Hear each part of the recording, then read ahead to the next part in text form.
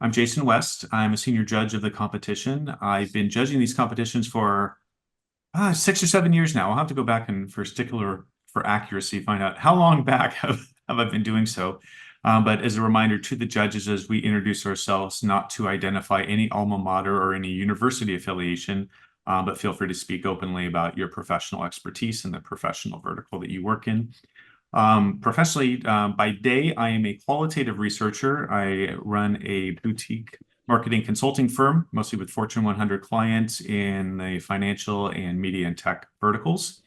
And in my free time, quote unquote, and there's not a lot of it these days, you're in good company, students, because I am also a student. Later in life, I've gone back to school for my doctoral degree. So I'm busy spending time on that in addition to the professional balls in the air. And days like this are fun. They're kind of nice to sit back and learn from what's going on in the university sector. So I'm enjoy learning from you as presenters, and I will pass it to Adriana or Robert for an introduction. I think they were my other Hi, judges' name. sure, Hi, sure. Hi, good yeah. afternoon. This is my first time judging third today. Hmm. I am in real estate development, primarily affordable housing and commercial infill. I'm an asset manager, and I also just became part owner of a coffee and wine bar, so that's been very interesting. But I'm very interested in learning about this, your presentation. Thank you.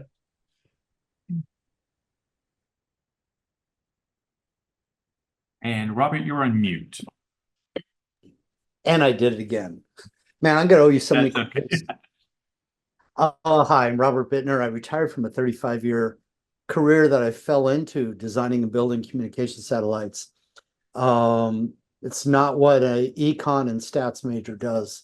But then later got a master's in business, have experience in venture capital, do a lot of teaching, mentoring, and tutoring. Well, glad to have you here, judges. I'm now going to read just a brief overview of structure of our interviews for the team to listen to, and then you have a better sense of what we're going to be doing here, and then judges will sit back and let you present.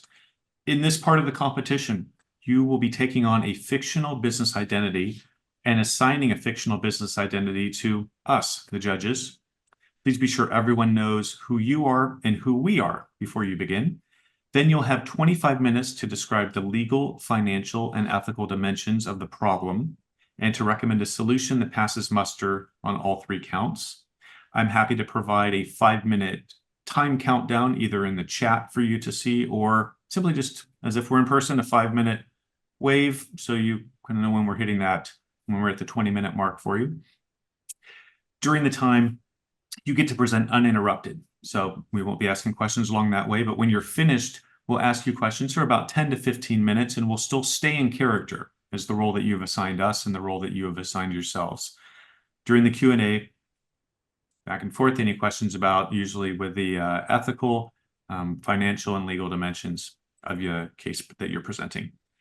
Afterwards, we remove ourselves from character, and then we just kind of have to, we don't have to, we get to just partake in some casual dialogue, some feedback, questions you may have from us, some tips and pointers that we may have for you as you prepare for the next stage of the competition. Sound good? All right. Well, without further ado, just take a deep breath. You've worked really hard to get to this moment. You've put a lot of work into your presentation. So deep breath, and the floor is yours to present to us. Wonderful. I will just go ahead and share my screen with the presentation.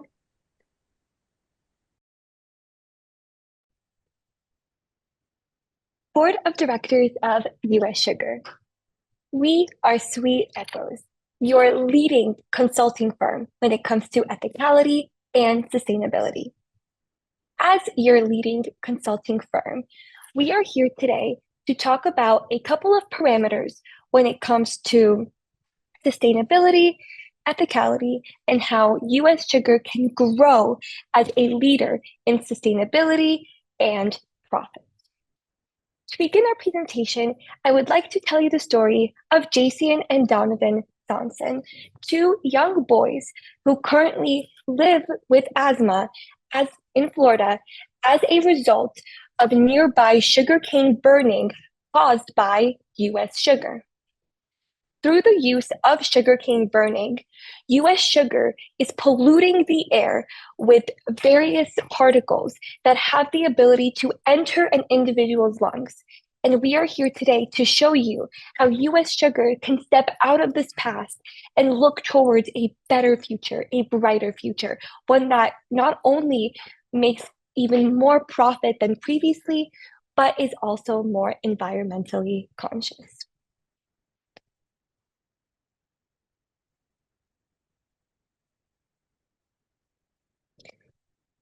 To start off, my name is Olivia, and I will be your lead consultant today.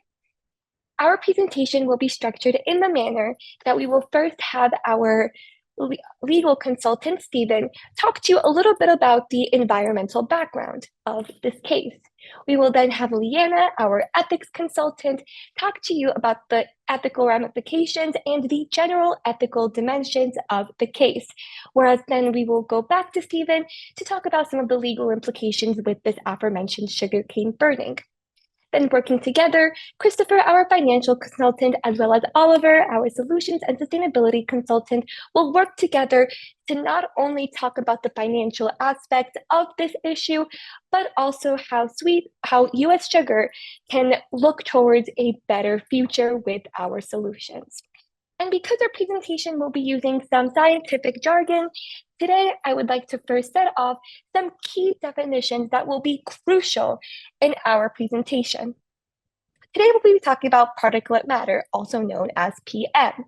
PM10 and PM2.5 both refer to the actual diameter of the particles in the air that are emitted by U.S. sugar. These are the particles that can enter the individual's lungs and potentially cause the health effects such as asthma. Polycyclic aromatic hydrocarbons, also known as PAH, are the specific particles that can result from burning substances such as tobacco, lead, or oil, for example. They can include things like carbon dioxide, carbon monoxide, sulfur dioxide, as well as ozone. The National Ambient Air Quality Standards are set by the Environmental Protective Agency and actually detail the safe level of these aforementioned particles in the atmosphere. Today, our presentation will be centered around two crucial UN goals, specifically UN Sustainability Goal number 3, good health and well-being, and then UN Sustainability Goal number 12, responsible production and consumption. Now that I have given you a little bit of the intro, a little bit of the key terms, I would now like to pass it over to my colleague, Stephen, for some ethical dimensions. Thank you, Olivia. My name is Stephen, and I am the lead researcher as well as the legal consultant, and I will now be providing you all with some much needed context that will carry over throughout the rest of our presentation. Sugarcane producers are capable of extracting roughly 75 to 80% of sucrose from the stalk, while the rest of the leafy exterior of the plant is discarded. This trashed exterior can be disposed of in a variety of ways. However, in the US, we see this process occur via burning. Annually, from April to October, an ash permeates throughout the air surrounding the Everglades. This ash has been linked to cause negative health consequences to those living in the area, disproportionately affecting low-income communities. The burn season sees a 35% uptick in respiratory-related hospital visits. In addition to this local evidence, we see scientific evidence as well, with fine particulate matter as well as polycyclic aromatic hydrocarbons being linked to both chronic bronchitis as well as COPD. In addition to this, fine particulate matter has been shown to inflame existing medical conditions such as asthma and sinus issues. Outside of these respiratory issues, we see other issues as well, with excessive exposure to such pollutants being linked to cancer, heart disease, and even death. Now, due to all of these negative health implications, various countries have decided to get rid of these burning practices in favor of more green harvesting practices. However, in the US, we see these practices persist because growers argue that it does not affect air quality significantly by the National Ambient Air Quality Standards. However, these standards have been deemed unreliable in getting a true gauge of what the air quality is like for individuals living in the area, as these regulations tend to overlook short-lived burns, despite research showing that even brief exposure to such pollutants can result in all the negative health implications previously discussed. Now, in addition to these negative health consequences, we see environmental consequences as well, with burning resulting in habitat loss, excessive water consumption, and soil erosion. All of these things have the ability to negatively impact sugarcane production over time, thus negatively impacting your bottom line. With all that context being discussed, I will now like to pass it off to Liana to discuss the ethical dimensions of our case. Thank you, Stephen. My name is Liana, and I'm the ethical consultant with Sweet Echoes Consulting. Today, I'm going to walk you through the ethical dimensions of our current focus on your company. This focus being on the practice of pre-harvest burning. Today, we're going to talk about why exactly this practice is unethical, what you as a company can do to address this unethicality, and how in the end, by following our advice, you'll be able to not only positively impact the environment, but also positively impact your bottom line.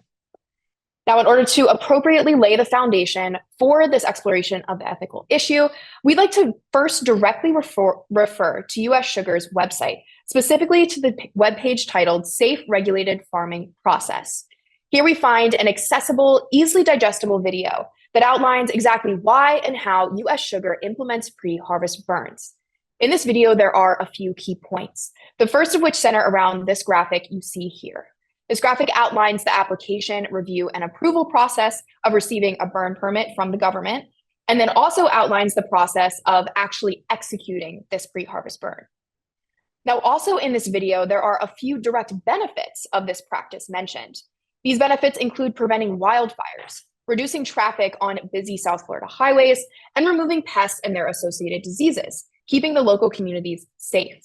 Now, something not directly mentioned in this video, but that we as your consulting company certainly considered, was also that pre-harvest burning burns off excess foliage associated with sugarcane crop, which then reduces shipping costs. Now, also on US Sugar's website, we see an incredible dedication to the environment. Since 1931, US Sugar has been championing the virtue of environmental stewardship, keeping its water and air clean in accordance with both state and federal regulations. However, US Sugar goes above and beyond these bare minimum requirements by recycling and investing millions of dollars into the Everglades and the South Florida community. But with all of this being said, what exactly is going wrong? We see that pre-harvest burning is not only hurting your bottom line, but it's also hurting this incredible dedication to environmental stewardship. Not only this, but pre-harvest burning is creating harms contrary to the United Nations Sustainability Goals, specifically number 12, responsible production and consumption, and number 3, good health and well-being. Now, in order to further explore these harms, we want to first refer back to that video we talked about just a couple minutes ago. We see that there actually still is a risk of wildfire associated with even controlled burns. However, we do want to say that the approval process of these burn permits only takes place on days when the government observes that the wind strength, for example, and the humidity allow for a safe, controlled burn. However, something that these regulations and this approval process does not take into account is the fact that smoke from these burns are sent into nearby communities, often of low socioeconomic status and high minority populations. And the monitoring methods put into place to protect these communities are also ineffective when we're talking about these burns.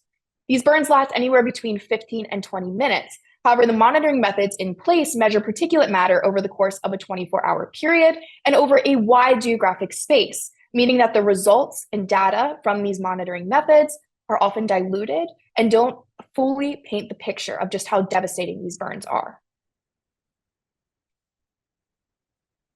Now, when we're talking about those United Nations Sustainability Goals, specifically number 12, responsible consumption and production, we see that it's in a business's best interest to protect the environment, not only for the future of the business itself, but for the future of the world as a whole. However, when we're talking about this practice of pre-harvest burning, the earth suffers. According to the National Library of Medicine, 5,100 metric tons of particulate matter is emitted over the 6-month burn period in South Florida. This is more than all of Florida's motor vehicles combined over the course of 12 months, twice as long. NASA astronauts also regularly see smoke during the burn season from the International Space Station, giving us a visual for just how devastating these fires are. Now, when talking about United Nations Sustainability Goal number 3, good health and well-being, we learn that healthy people are the foundation of healthy businesses, which are the foundation of healthy economies. However, yet again, the practice of pre-harvest burning is negatively impacting this pursuit. We see, for example, in the town of Belle Glade, surrounded by US sugarcane farms in South Florida, there's a 35% increase in respiratory-related hospitalizations during the burn period. Now, furthermore, there's even more health effects associated with these burns. We see, for example, from Florida Atlantic University, they found that 15 times the safe level of those PAHs we talked about earlier in the presentation are emitted during the burn season. Florida Atlantic University is currently in the middle of a 5-year study exploring the likely tie between Florida agricultural fires and Alzheimer's disease, a disease already too prevalent amongst Florida's elderly population. Now, the National Library of Medicine estimates that 1 to 6 deaths per year are a direct result of these sugarcane burning fires in South Florida. These are lives that can be saved if US Sugar stops this practice. But of course, we again want to talk about those benefits that we talked a little bit about a few minutes ago. We already addressed how preventing wildfires may be a misleading claim. Reducing traffic may actually not be as good as it seems either. Traffic is reduced in South Florida because visibility is reduced. It's not safe to go outside. We see that people can't go to work. They can't take their children to school, and the economic activity of the region comes to a halt. Now, removing pests and their associated diseases can happen using other reliable means that do not burn these pests or their habitats. And we also do want to mention that some habitats of animals that are actually beneficial for the production of sugarcane crops are burned away in this process as well. And reducing shipping costs. Yes, burning away this excess foliage will reduce shipping costs. However, we with Sweet Echoes want to propose that instead of treating this foliage as waste, US Sugar treats it as a profitable business venture. I'd like to now pass it back to Stephen to go over the legal dimensions of this ethical issue. Thank you very much, Liana. Hello again. My name is Stephen again. And as the legal consultant, I will now like to discuss some of the potential legal ramifications of this case.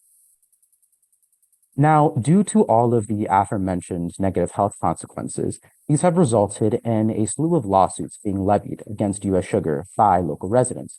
These lawsuits are on the grounds that US Sugar is responsible for all the negative health implications faced due to these burnings. Now, previously, US Sugar and companies like it have been able to avoid these lawsuits due to a very significant piece of legislation known as Florida's Right to Farm Act. However, recent developments in the Supreme Court have actually given residents some newfound hope in pursuing these claims. The Supreme Court case Cedar Point Nursery versus Hasid has actually provided a very clear roadmap in striking down Florida's Right to Farm Act as unconstitutional. By framing this issue as an infringement on property rights, residents may now be able to seek compensation. Now, due to the likelihood of Florida's Right to Farm Act being deemed as unconstitutional, we believe that it is pertinent that US Sugar shift away from these practices. And so without the protection of this very significant piece of legislation, they may now be vulnerable to these slew of lawsuits previously avoided. It's worth mentioning that even if Florida's Right to Farm Act were to not be struck down and it were still constitutional, as the negative health consequences continue to grow and inflame, and as science continues to develop, these lawsuits will have further and further standing, and they will continue to grow and residents will continue to push for them. These lawsuits are ultimately incredibly costly, and in the long run may very well negatively impact US Sugar's bottom line. Now that I have discussed the legal ramifications, I would like to pass it off to both Christopher and Oliver to handle the financials as well as solutions dimensions respective. Thank you so much, Stephen. My name is Christopher Sanchez, the financial consultant with Sweet Echoes. Good evening, board. And my name is Oliver Lasco, Sweet Echoes' sustainability solutions consultant. And we will be going back and forth speaking about US Sugar's current finances, and how implementing our solutions will help strengthen your bottom line. To lay the foundation for this analysis, let's first look at the company's demographics. At the end of 2023, US Sugar brought in an annual revenue of $604 million. This is very good because it means the company is financially healthy. But as we all know, improvements can always be made. US Sugar is currently active in 3 different industries: rail freight, citrus farming, and their most productive and successful, sugarcane farming. If US Sugar adjusts the way it cultivates its most successful crop, it can skyrocket the revenue of the company. By implementing these changes, US Sugar will not only make more money, but also become more environmentally friendly. The way to implement these changes is by phasing out certain harmful techniques that damage our atmosphere and adopting new, time-efficient ways to harvest sugarcane. And the best part is this comes at little or no cost to the company. I'd like to now pass it off to Oliver to introduce our solutions timeline. Thank you so much, Chris. Good evening, board. As a solutions consultant for Sweet Echoes, it is my responsibility to steer US Sugar in not only a more profitable and sustainable avenue for your company, but also to find ways that US Sugar can innovate beyond their current practices. Because US Sugar is such a dominant business in the Belgrade region, not just for sugarcane, but agricultural practices in general, we here at Sweet Echoes wanted to tailor a solutions timeline that works best for your company. First and foremost, I'm going to introduce a timeline for implementation of our solutions that I'm going to be presenting to you very shortly. Second, we're going to discuss mechanization, and then we're going to discuss the benefits of that mechanization last. Moving on to our timeline here, first, approximately 5 years.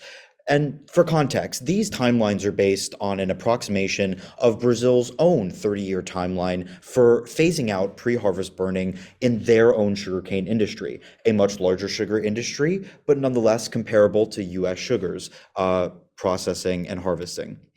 Within 5 years, US Sugar should begin to reduce the pre-harvest burning in vulnerable locations. This means schools, hospitals, and low-income neighborhoods where individuals may be susceptible to things like hospitalizations, as my colleagues Liana and Stephen talked about earlier. Additionally, we want to begin bolstering US Sugar's mechanical inventory. What does this mean? When we mean transitioning away to pre-harvest burning, we want to begin utilizing the same machinery that US Sugar uses after the pre-harvest burning to harvest the sugarcane ahead of time. By investing in machinery that would do this job, US Sugar can begin making a profitable margin off mechanical harvesting that can be seen sooner than later. Additionally, we want to start implementing the utility of sugarcane straw. As we're going to be discussing further in our presentation, creating the infrastructure necessary to hold bagasse processing and the production of biodegradable material is going to be crucial for this timeline. And then finally, we want to start considering the labor and profit calculations that are going to change within the US Sugar Company. Then additionally, we want to start looking at a 15-year timeline, first and foremost with the reduction of pre-harvest burning. We want to completely and almost completely eliminate pre-harvest burning within the next 15 years.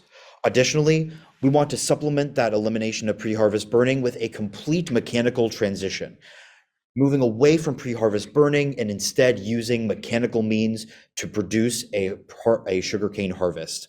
Then we want to focus on the evolution of US Sugar's company. This means allowing for the successful transition into the means of bagasse processing and using the straw byproduct efficiently, as we're going to be talking about very soon.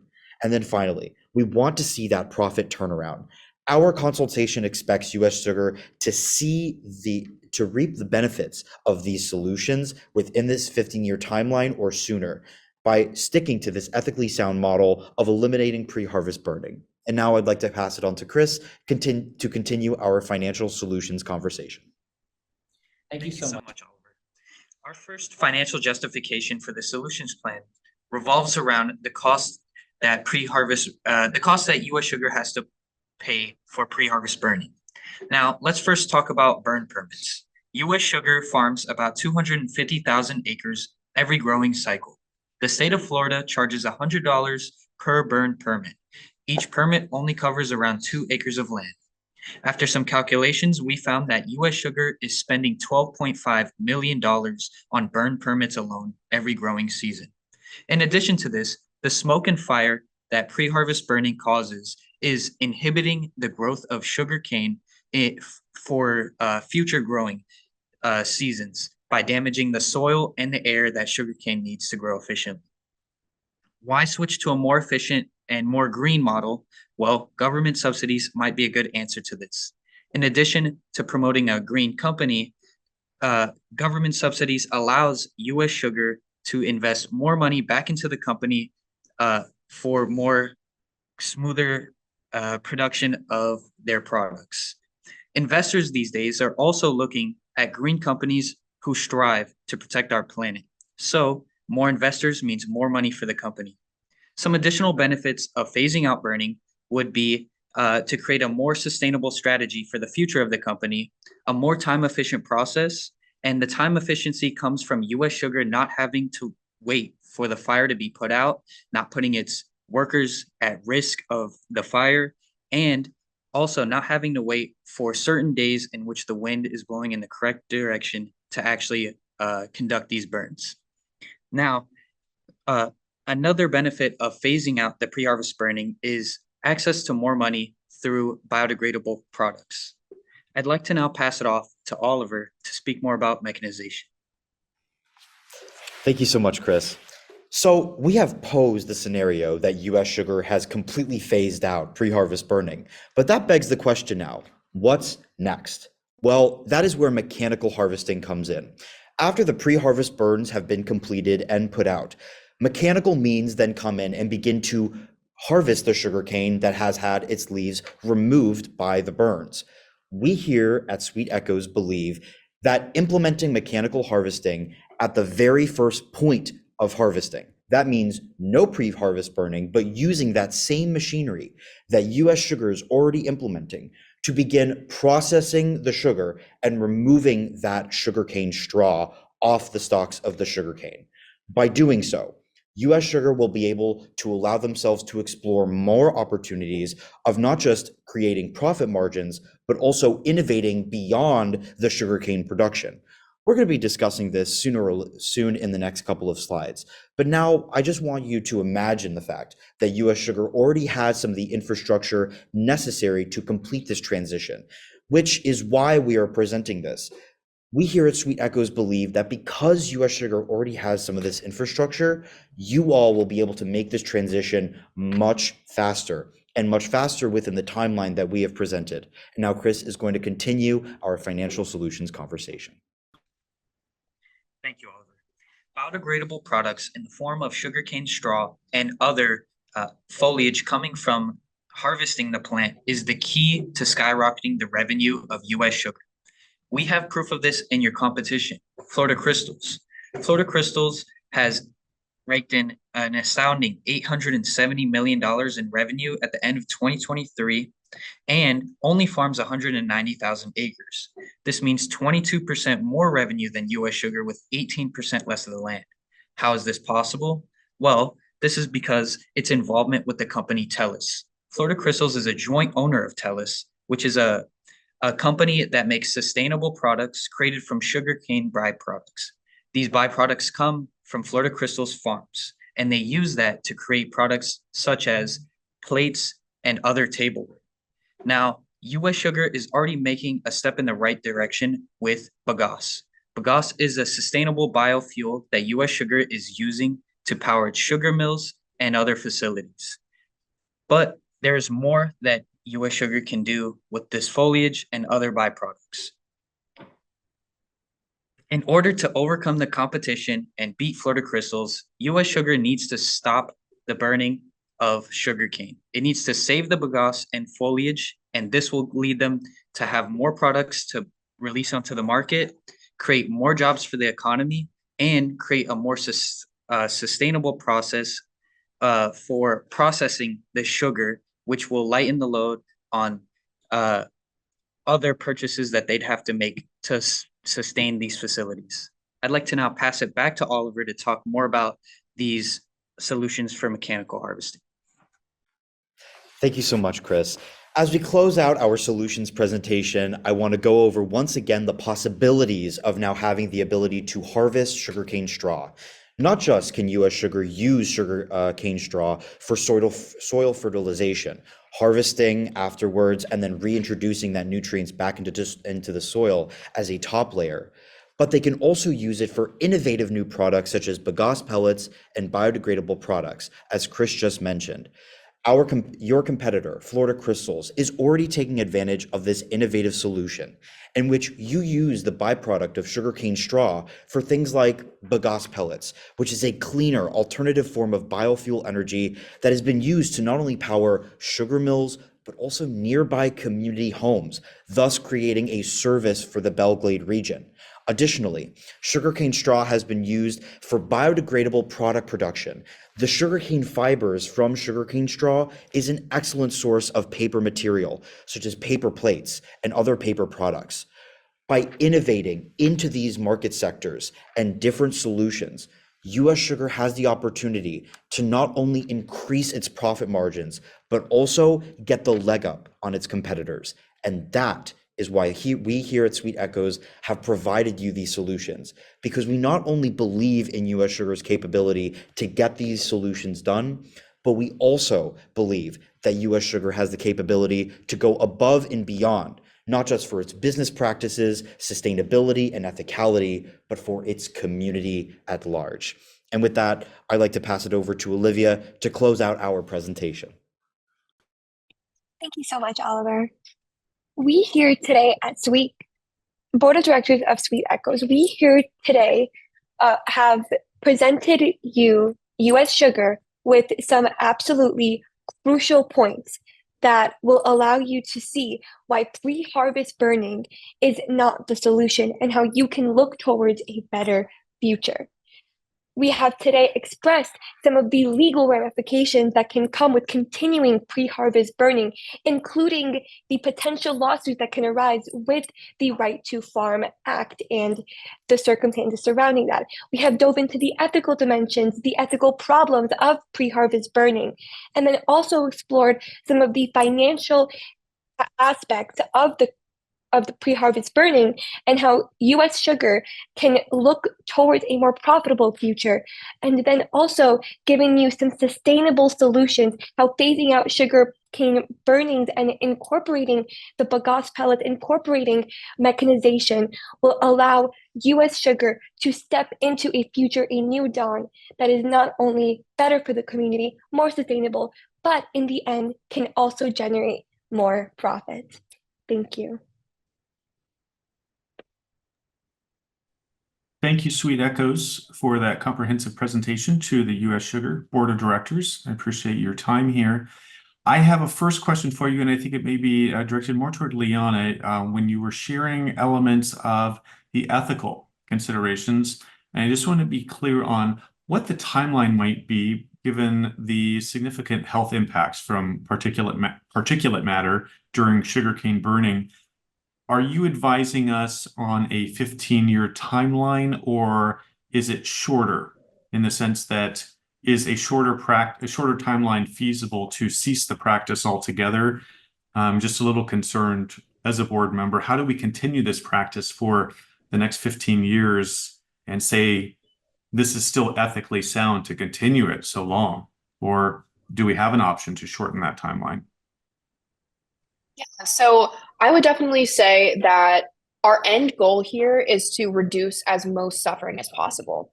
So when we're talking about this timeline, we definitely do believe it is within U.S. Sugar's capabilities to go even faster. So for example, when we're talking about Brazil's timeline, they set theirs at around 30 years, but they got it done in 15.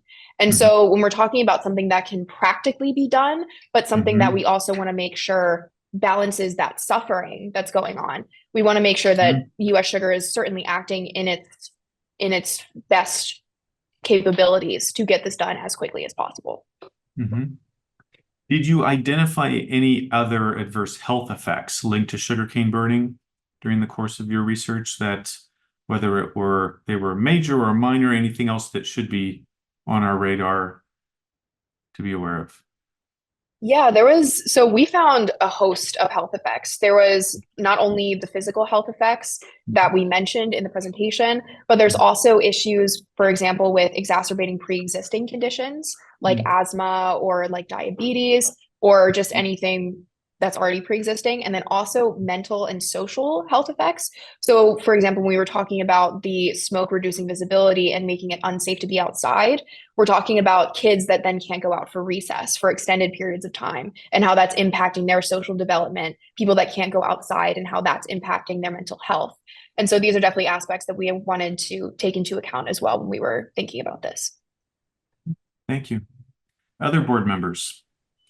Hi, thank you for presenting to us. I had a few questions. One in particular was we have a responsibility to our board and the shareholders in the company, and I didn't see any negatives to this. Are there any negatives when, as you guys were doing this study, did you come upon anything that where we might get criticized if we start this process? Are there financial implications? Are there other implications if we do start this route that we need to be aware of? So, as a U.S. Sugar, being one of the leading sugar producers in the state of Florida and one of the leading agricultural producers in the state of Florida, it cannot be said enough. The criticism that U.S. Sugar has received as a result of pre-harvest burning already. When we're talking about shareholders and the duty of a business to make a profit for their shareholders, shareholders want to see that their businesses that they are investing in are ethically sound. They do not want to see that the business practices of the companies that they invest in are exacerbating pre-existing health effects and mortality in the areas in which they conduct those business practices. When we're talking about the potential negatives that can come out of mechanization, there are little to none. You are not only eliminating pre-harvest burning, but you are also not only creating more sustainable business practices, but you are eliminating the business practice that is actively harming your community. And I think that is very valuable to U.S. Sugar shareholders. Thank you.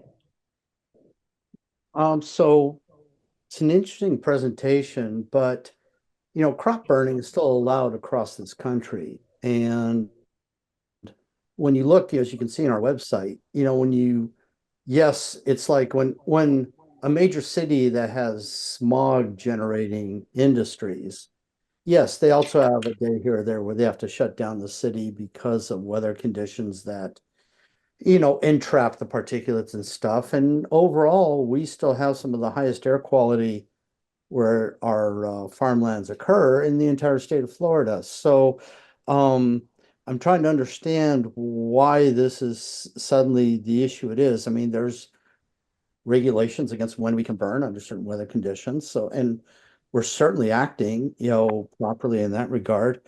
And as far as our shareholders, let's face it, shareholders want a return on investment. And, the attempts to throw major lawsuits at us 2 years ago fizzled away. So why is this suddenly an urgency? Yeah, so I can talk a little bit about this to start. So there's a few different dimensions of that question. So I'm going to try to break it down to the best of my ability. So for the first part about it being legal and how it's legal all across the country for this practice, we do accept and acknowledge that this practice is legal. However, we do want to make sure that us as a company, we're not conflating legality with ethicality. So a lot of times, even though something is legal, doesn't always mean that it is the most ethical solution. And when we were doing our research into alternatives for this practice, we found that not only was alternatives that were just as legal, also more ethical, but they could actually produce more profit. And then also to touch on some of those air quality standards. So we did also see on that website about how there's clean air in accordance with government standards and just data like that. But that goes back again to the monitoring methods that are in place. So a lot of times that data can actually be misleading when we're looking at these types of short but very dense events. And the health effects, however, of these events are tied to them. So even though the data may not seem that may not be not in accordance with the law, for example, that doesn't mean that this still isn't a devastating practice. Okay. And pardon me, if I No, also go. may add, sorry, an additional comment. Some of the world's leading sugarcane producers, such as Brazil and India, have phased out pre-harvest burning because they too see that mechanical harvesting is the better practice, not just for profitability, but for the ways in which pre-harvest burning affects their communities. And so in that dimension, we believe U.S. Sugar should also take that step towards mechanization in that regard.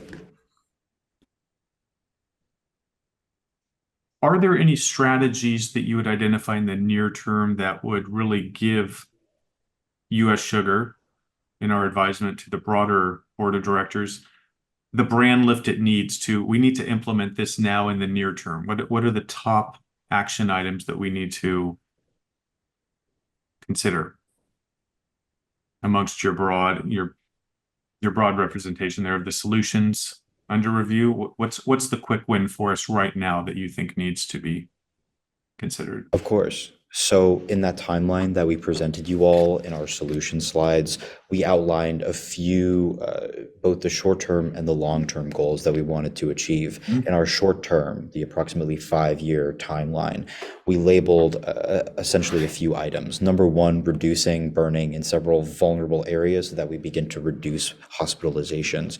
But in the profit aspect, we want to begin bolstering that infrastructure you need to not only produce bagasse pellets, but also the biodegradable paper products from paper straw, from sugarcane straw. In addition to that, you need the straw from mechanical harvesting.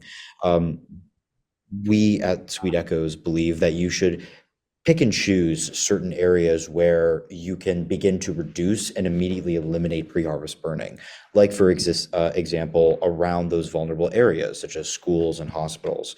U.S. Sugar already does this practice by utilizing the sugarcane straw that you retrieve from those areas where you have eliminated pre-harvest burning. You then can begin to utilize the straw and build up the infrastructure. It is going to take a little bit of time. We do concede that. But if U.S. Sugar is active and very forthright in these actions that we have laid out for you in our solutions timeline, we believe that the time frame in which U.S. Sugar might miss out on profitability will be very short. And building a bit on Robert's contribution to our dialogue here, what happens if we don't do anything? Flip side of the coin, if we don't move forward on any of your solutions, what then? Yeah, so let's say if we as a company decide to not act. So we're going to continue this practice. We're going to continue burning away these resources, treating them as waste instead of actually profiting off of them. We're going to see that loss of that profit that can potentially be in the hundreds of millions, if not more. So we would fall even further behind our competitor, Florida Crystals. If we choose not to act, our communities would continue to be impacted. The health and wellness of people in the areas would continue to be impacted. And we as a company would be halting our growth. We would be sacrificing growth for a sense of comfortability. And we believe that U.S. Sugar has it in them to continue and push and implement these solutions. Board of Directors, any final questions for Sweet Echoes? I- Sweet Echoes on sugar. Yes, I had just one Please. question for the bagasse and the fibers. Is it something that Sweet Echoes thinks U.S. Sugars can sell and create a byproduct from, or is there an alternative company business that we could sell our bagasse and fibers and in turn increase profits as well? If I may, there's a few dimensions that you could take here, and it's really exciting. So let's begin with the bagasse pellets, right? Some US Sugar has already utilized a bit of the bagasse pellets, but we here at Sweet Echoes suggest going further so that you could use bagasse to not only power your sugar mills, but also take advantage of, for example, things like government subsidies. Sustainable energy and more cleaner sources of energy is really important to some of our federal government agencies right now. Finding ways to subsidize that energy that US Sugar is creating not only creates positive PR and positive business practices, but it also allows them to garner a little more economic advantage because now other companies are seeing, hey, US Sugar is taking advantage of this excitement around cleaner, things like biofuel. That's number one. Second, US Sugar, as in rather Florida Crystals, as mentioned before, is already taking advantage of things like companies like TELUS to utilize sugarcane straw to make their biodegradable products, such as paper plates, for example. They clearly see an economy and an economic opportunity there because it is real, and US Sugar should take advantage of that economic opportunity nonetheless. Additionally, US Sugar has more economic ability and agility to compete with Florida Crystals. And so not only taking advantage of things like sugarcane straw to create paper products and biodegradable materials, US Sugar has the capability to do it better. And that's why we present those solutions to you all. Thank you.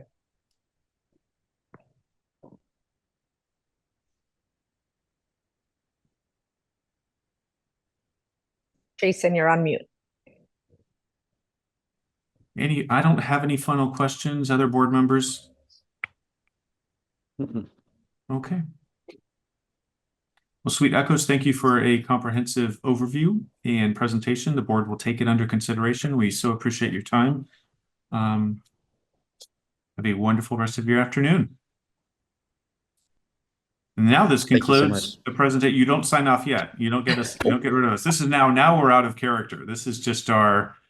That was I close it out because we aren't paying you anymore as the consultant. So the clock stops right now and you're not, you aren't billing US Sugar from the minutes on out now. So now you get to relax. This is just conversational for us as judges and you as the presenters.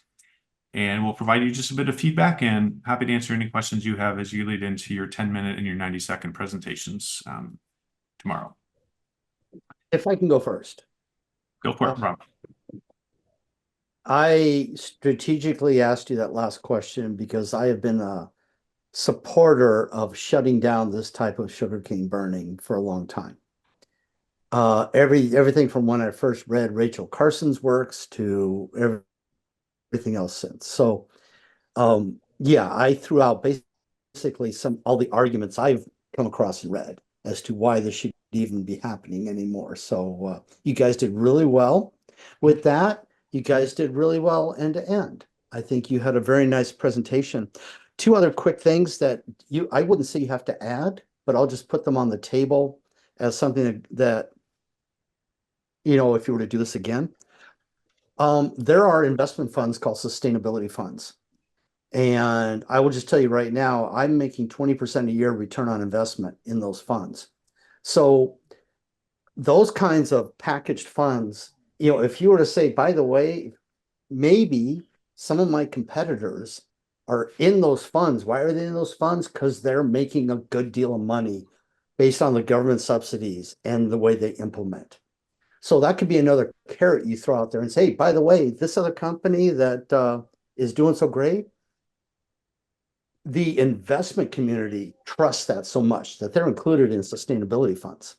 So just something out there. I wouldn't add it to what you have, but it's an awareness thing. The other thing that you could have added, but I wouldn't try and fold it in, what you have pointed out in that Brazil and other countries are already doing this kind of stuff. So then to us, something you could have said was, look, these other countries have already been the early adopters. So your risk to implementation, your financial risk to implementation has been reduced because they already have methods that are working. But if you approach it as a risk, reducing financial and implementation risk, that would have also been a carrot you could throw in there. These people spent the money figuring it out. Just use it. So anyway, those are my points. And I thought you guys did a really great job, each of you explaining your role, and it kind of just flowed. I especially liked the way that you addressed what the benefits US Sugars had on their website already, or what they perceived, and you guys tore each one apart. I really liked that. I thought that was very great, especially in front of a board of directors. I have a little familiarity with tequila or not with tequila, sorry, with sugar burning, because in my hometown, every farmer, my parents, my uncles, my aunts, that's what they do, is sugar burning. I have never seen it from this point of view. And in visiting tequila, I noticed that all of their agave plants, they make hats and shoes out of the fibers, the leftover fibers. So it's very sustainable. So there are sections in Mexico that are already doing this, at least with the agave plants. So and everything that Robert said in terms of you guys did an excellent job, I thought, on just explaining everything we threw at you, and you guys had an answer for. So yeah. Good job. I don't think I can build upon the positivity there too much more. Echo the sentiments from Robert and Adriana. Thought this was exceptionally well researched. I think data points will always help to build your argument, and you had just the right amount for my optics to build that compelling argument, and you were able to, and you knew them and you digested them, so it never felt scripted. You had a nice conversational tone and flow to the presentation.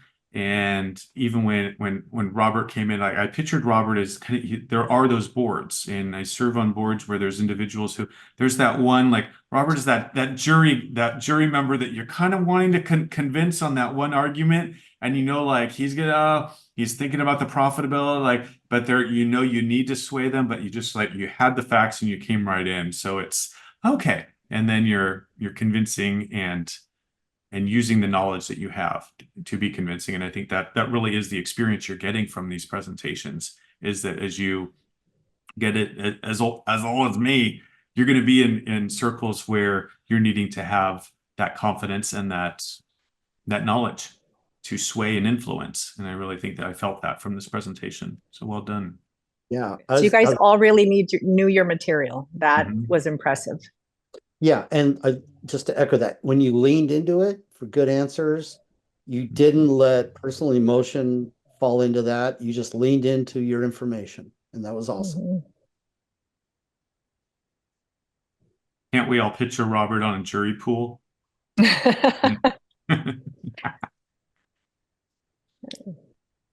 Any questions you have for us that would help you, support you as you look forward to tomorrow and the other presentations that you have?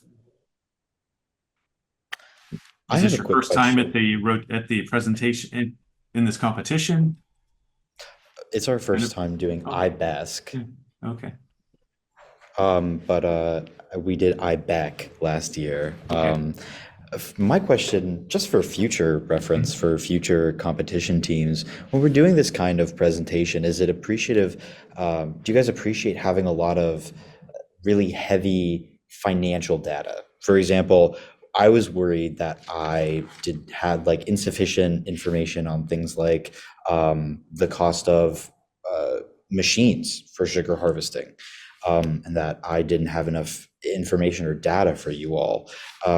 Going forward, do you think it's really helpful to include that kind of information in these presentations?